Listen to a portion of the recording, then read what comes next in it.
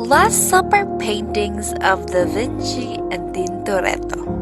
A contrast of paintings.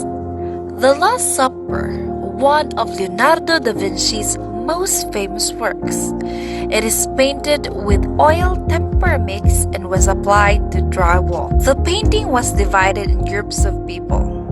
Left end starts with Bartholomew, James Minor, and Andrew.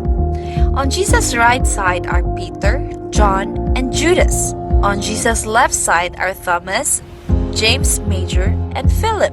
And on the right end are Matthew, Thaddeus, and Simon discussing. The painting projects four sets of three groups of the apostles of Christ. It can be interpreted as a symbol that corresponds to the Holy Trinity and the first four books in the New Testament known as the Gospels. The apostles of the Lord portrays a reaction of being shocked with what Jesus said that one of them would betray him. Also, a salt was spilled on the side of Judas, which might imply the sign of how Jesus predicted him to go against his teacher. Meanwhile, both Jesus and Judas Iscariot are reaching toward a bowl. Jesus is not looking at it, while Judas has his attention towards it. This indicates how Judas have betrayed Jesus while his face was cast in shadows. Painting.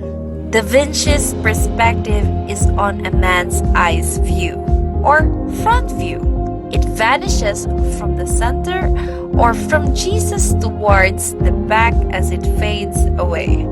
Da Vinci also used linear perspective, where it entails the vanishing point or line from the top of the head of Christ. In the Last Supper of the Lord, he took a cup of wine and passed it to his disciples to drink. And he took a cup of wine and gave thanks of God for it.